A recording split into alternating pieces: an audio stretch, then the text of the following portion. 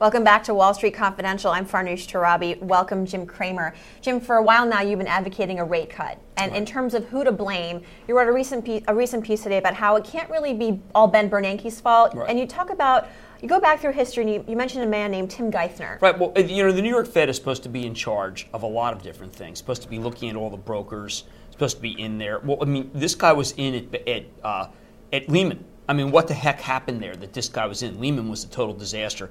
He obviously allowed these enhanced margin accounts where everybody's locked out. The debt was $700 billion. There's hedge funds can't get their money out. He gets no heat for that whatsoever. He's come up with all these little elegant treasury auction facilities and collateral things that have made it so that we had waited and waited and waited to do a very, very big restructuring of mortgages. He is a villain.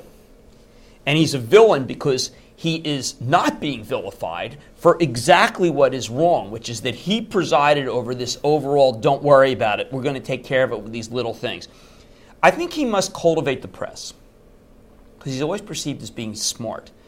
You know, I hate these guys. Honest to God, I hate these guys. I hate these guys who are perceived as being smart. One of the greatest things that ever happened was long-term capital. All these really smart guys were just destroyed.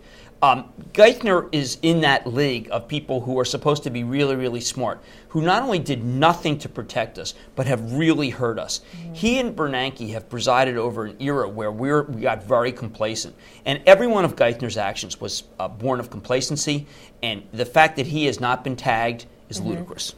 You've been talking, Jim, about deflation. And do you think Ben Bernanke is catching on to that yet? Well, he obviously was an empty suit. I mean, he spent his whole career allegedly looking at the Depression. So he got exactly what Hoover got. He did exactly the wrong thing. He's surrounded by debaters. He's shameless, too. Mm-hmm. I mean, now after this package is over, I mean, we're all stuck with these guys, okay, because everyone would look, Bernanke had some sort of credibility on the Hill, but that's only because the Hill has been told over and over again that the fundamentals are sound and right. Inflation was the issue. The inflation that we had was totally from overseas, oil, China growth. China drops off the face of the earth, the Baltic index goes down, which was a more important index than anything they looked at. And you don't have that inflationary pressure anymore. You have deflationary pressure. A house that's gone from $330,000 to $200,000 is truly, truly deflationary. I think these guys are, I've criticized them over and over and over again. And I am still the only one who criticizes them. But the history books will judge these people very, very, very harshly. All right. Thank you very much, Jim Cramer. You're watching Wall Street Confidential. Stay tuned. Thank you.